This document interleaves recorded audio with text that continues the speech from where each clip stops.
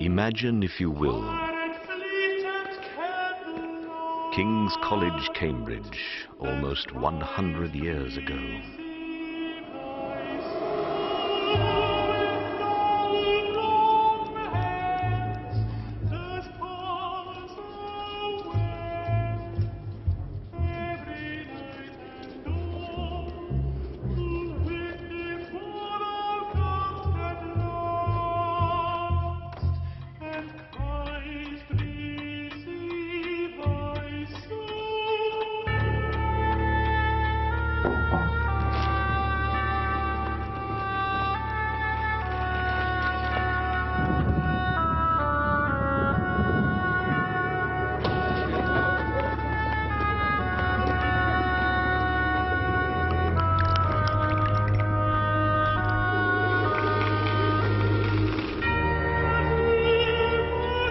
Every Christmas Eve has its ritual. Those invited make their way for the appointed time. Out of the darkness, while the master waits.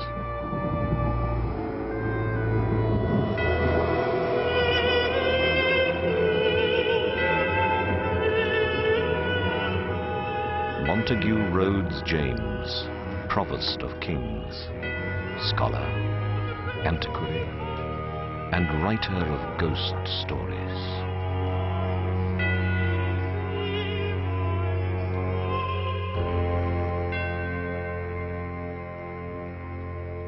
Recently, I was cataloguing the manuscripts in the library of Cambridge College. I reached the end of the numbered volumes on the shelves, and I asked the librarian whether there were any more papers which he thought I ought to include in my description. There was a tin box which was pulled out and dusted. Its label was faded, and on it was inscribed, "Papers of the Venerable Archdeacon Haynes, bequeathed in 1834 by his sister, Miss Letitia Haynes." I knew the name at once. I'd read his obituary in the Gentleman's Magazine years before. Archdeacon Haynes, who came to a very odd end at Barchester.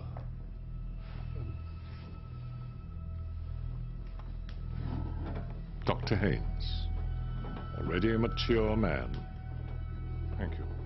Moved to Barchester with his sister in the year 1810. The office of Archdeacon had long been the object of his wishes, but his predecessor, Pulteney, refused to depart until he had attained the age of 92. About a week after the celebrations of that 92nd birthday, Dr. Haynes hurried cheerfully into his breakfast room, rubbing his hands, humming a tune. He was greeted by the sight of his sister seated in her usual place behind the tea urn, but bowed forward and sobbing unrestrainedly into her handkerchief. What is the matter? What bad news? He began. "Oh, Johnny, you haven't heard. The poor dear Archdeacon." "The Archdeacon? Yes. Well, what is it? Ill, is he?" "Oh, no. They found him on the staircase this morning. It is so shocking." "It's possible? Dear. Poor Pulteney. Did he have a seizure?" "They don't think so," said Miss Haynes. "That is almost the worst thing about it. It seems to have been all the fault of that stupid maid of theirs, Jane." Dr. Haynes paused. "I don't quite understand, Letitia. How was the maid at fault?" "Well, as far as I can make out," Miss Haynes said, "there was a stair rod missing, and she never mentioned it. And the poor Archdeacon Pulteney set his foot quite on the edge of the step. You know how slippery that oak is. And it seems he must have fallen almost the whole flight, broken his neck."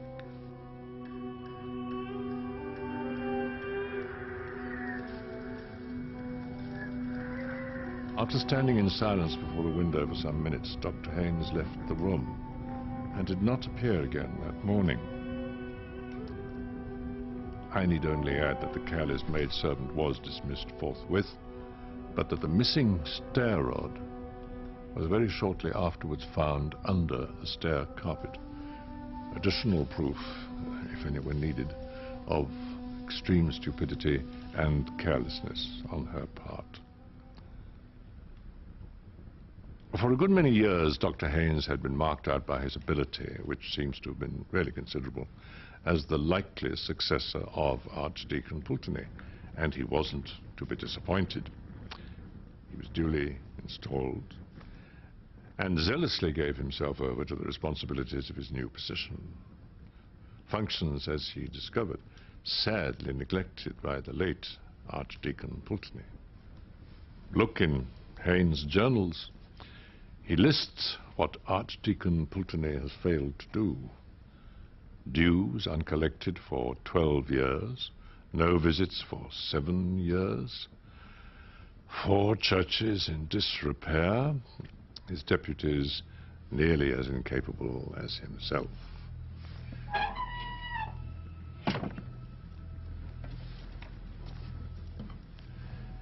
In his correspondence, Haynes calculates that a period of 3 years will just suffice to set the business of the archdeaconry upon a proper footing.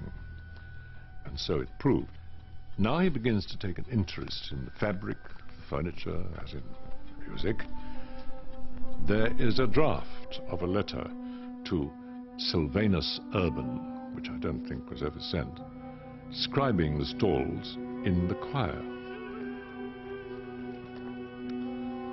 The prayer desk at the east end is carved with 3 small but remarkable statuettes in the grotesque manner. One is an exquisitely modeled figure of a cat. Opposite to this stands a shape muffled in a long mantle. This might at first sight be mistaken for a monk or friar of orders grey, for the head is cowled and a knotted cord hangs down from somewhere about the waist. A slight inspection, however, will lead to a very different conclusion. The knotted cord is quickly seen to be a halter, held by a hand all but concealed within the draperies, while the sunken features, and horrid to relate, the rent flesh upon the cheekbones, proclaim the king of terrors. These figures are evidently the production of no unskilled chisel. Some late researches among the chapter accounts have shown me that the carving of the stalls was not, as was very usually reported, the work of Dutch artists, but was executed by a native of this city or district named Austin. The timber was procured from an oak copse in the vicinity, the property of the dean and chapter, known as Holy Wood. Upon a recent visit to the parish, Haynes writes, "I learned from an aged and respectable local some of the history of the oaks employed to furnish the cathedral with its stalls.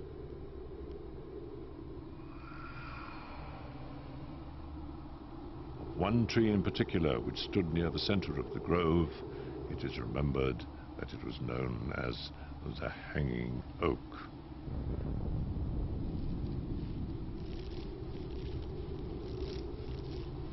A quantity of human bones was found in the soil.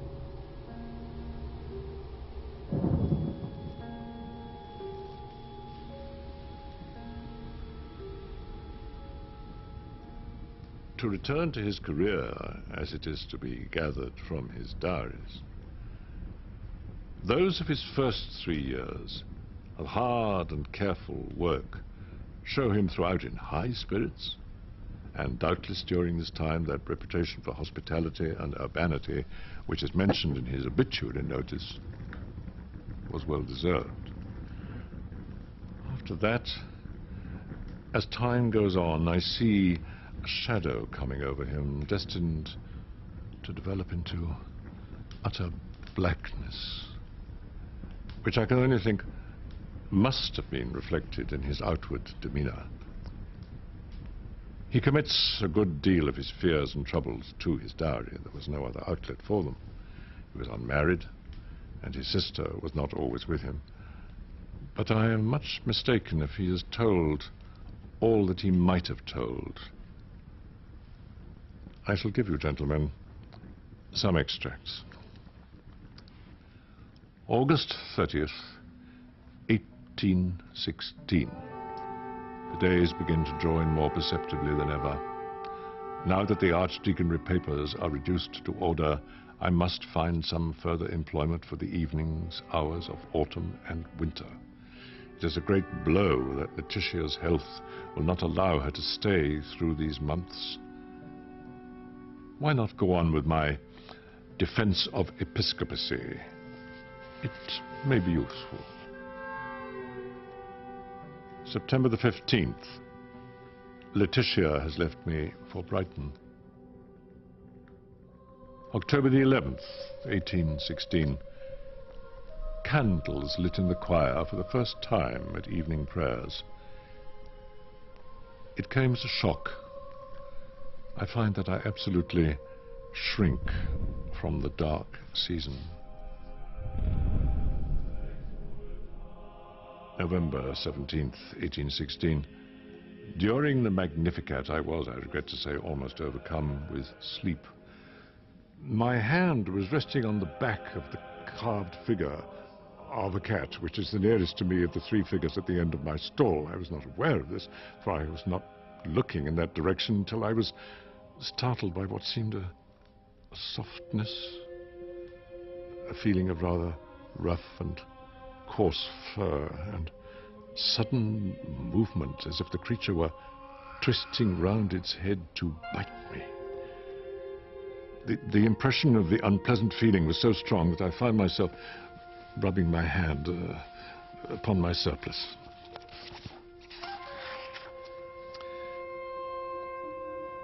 December 6th, 1816. I do indeed miss Letitia's company. The evenings after I've worked as long as I can at my defense of episcopacy are very trying. This house is too large for a lonely man, and visitors of any kind are too rare. I get an uncomfortable impression when going to my room that there is company of some kind. The fact is, I may as well formulate it to myself that I hear voices. This, I am well aware, is a common symptom of incipient decay of the brain. Work, diligent work, and a punctual attention to the duties which fall to me is my best remedy, and I have little doubt that it will prove efficacious. January 15th, 1817. I had occasion to come downstairs last night to my workroom for my watch, which I had inadvertently left on my table when I went up to bed. I think I was at the top of the last flight when I had sudden impression of a sharp whisper in my ear. Take care. I clutched the balusters and naturally looked round at once. Of course, there was nothing. After a moment, I went on. There was no good turning back, but I had, as nearly as possible, fallen. A cat, a large one by the feel of it, slipped between my feet. But again, of course, I saw nothing. It may have been the kitchen cat, but I do not think it was.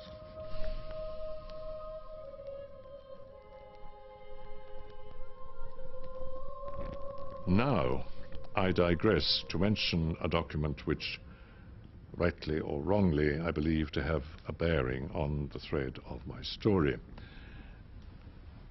The account books of Dr. Haynes show, from a date but little later than that of his institution as Archdeacon, a quarterly payment of £25 to J.L.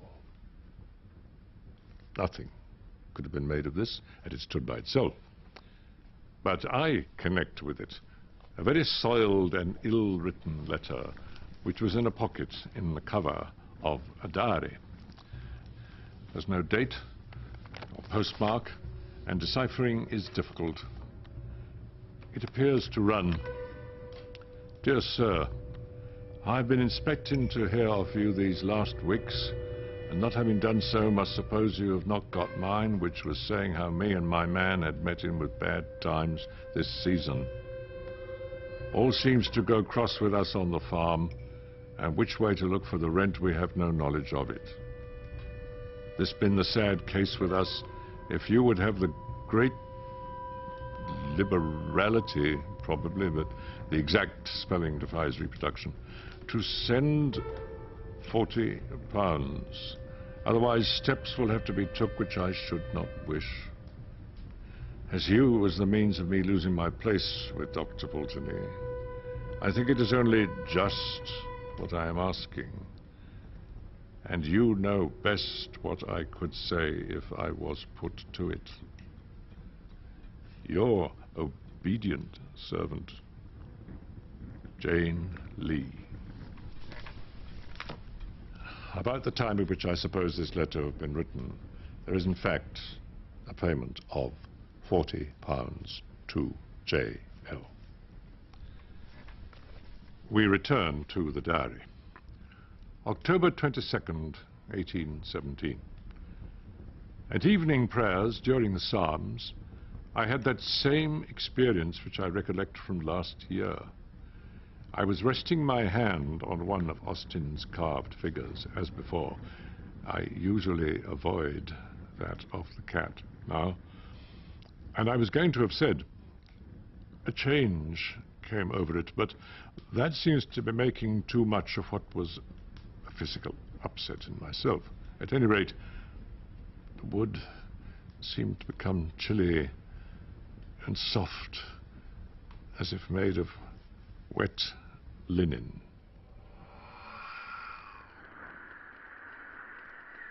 The whispering in my house was more persistent tonight.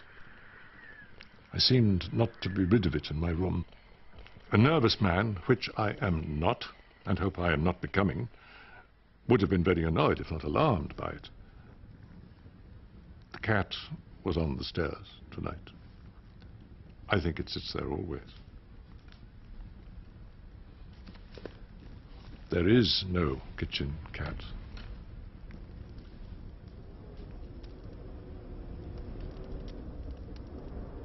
November 15th, 1817. Here again I must note down a matter I do not understand. I have been much troubled in my sleep. No definite image presented itself, but I was pursued by the very vivid impression that wet lips were whispering into my ear, very rapidly, over and over. After this, I suppose I fell asleep, but I was awakened with a start by a feeling as if a hand were laid on my shoulder. To my intense alarm, I found myself standing at the top of the lowest flight of the first staircase. The moon was shining brightly enough through the large window to let me see that there was a large cat upon the second or third step. I can make no comment. I crept up to bed again. I do not know how. Yes, mine is a heavy burden.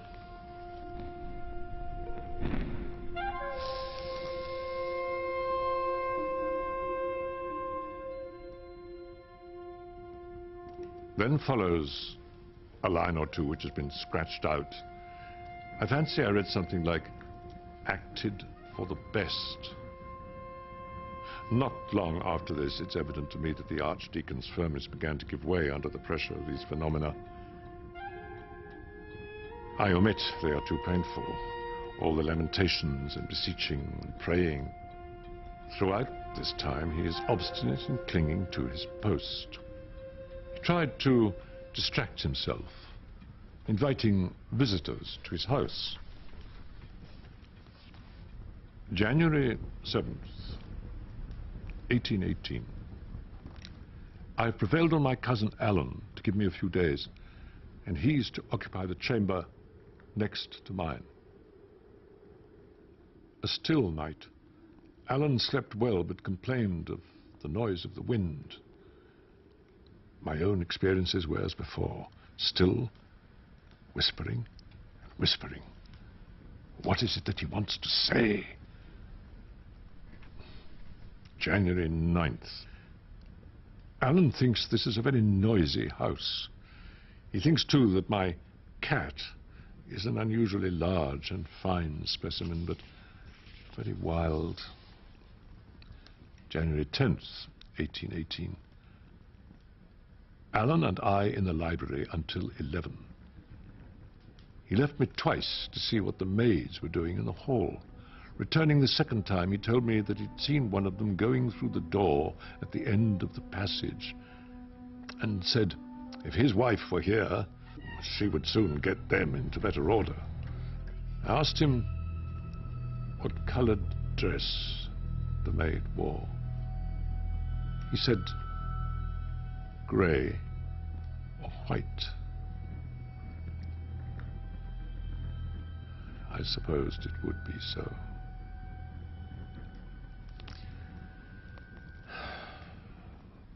January 11th, 1818. Alan left me today. January 15th. I must be firm. January 20th. I must be firm. I must be firm. I must be firm. I must be firm. I must be firm.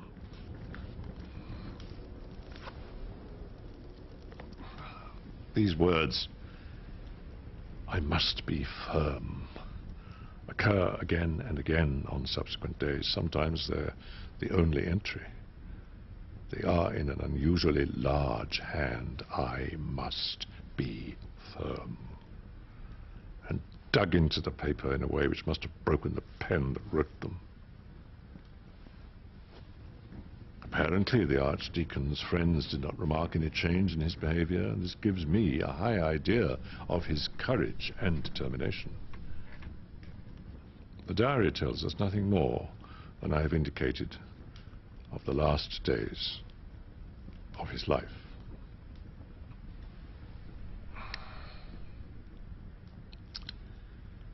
The end of it all must be told in the polished language of the obituary notice. The morning of the 26th of February was cold and tempestuous. At an early hour, the servants had occasion to go into the front hall of the residence occupied by the lamented subject of these lines. What was their horror upon observing the form of their beloved and respected master lying upon the landing of the principal staircase in an attitude which inspired the gravest fears. The vertebral column was fractured in more than one place. This might have been the result of a fall.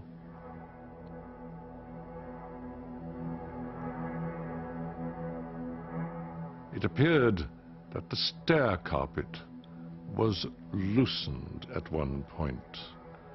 But in addition to this, there were injuries inflicted upon the eyes, nose, and mouth, as if by the agency of some savage animal, which, dreadful to relate, rendered those features unrecognizable. The vital spark was, it is needless to add, completely extinct. I had already formed the conclusion that Dr. Haynes was responsible for the death of Dr. Pulteney. Haynes' ambition, the missing stair rod, the maid's dismissal, her demand for money, all point to his guilty hand. But the incident connected with the carved figure of death upon the Archdeacon's stall was a very perplexing feature. My conjecture was that it had been cut out of the wood of the hanging oak. That might have been obvious enough, but also impossible to substantiate.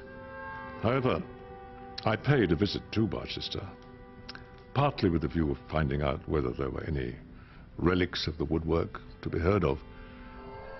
I was introduced by one of the canons to the curator of the local museum.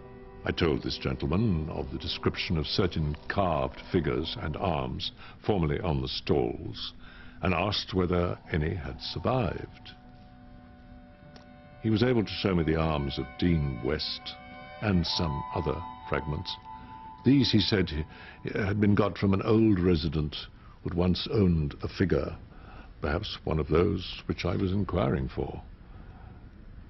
There was a very odd thing about that figure, he said. The old man who had it told him that he picked it up in a wood yard where he'd obtained the other pieces and had taken it home for his children. On the way home he was fiddling about with it, and it came in two in his hands, and a bit of paper dropped out. This he picked up and mounted on a card. The paper was quite legibly inscribed in old-fashioned script, and this is what was on it. When I grew in the wood, I was watered with blood. Now in the church I stand.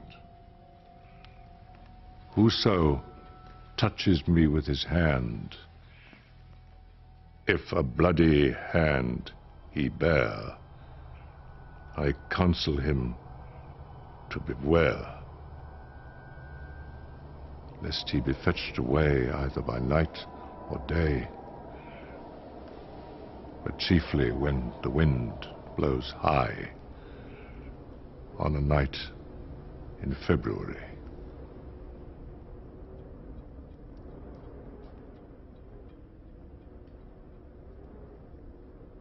This I dreamt, the 25th of February, Anno Domini 1699. John Austin.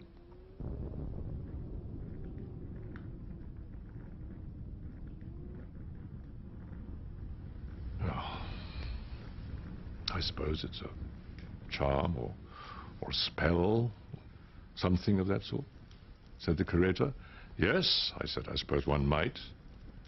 What became of the figure that was hidden inside? Oh, I forgot, said he. The old man told me it was so ugly and frightened his children so much that he burnt it.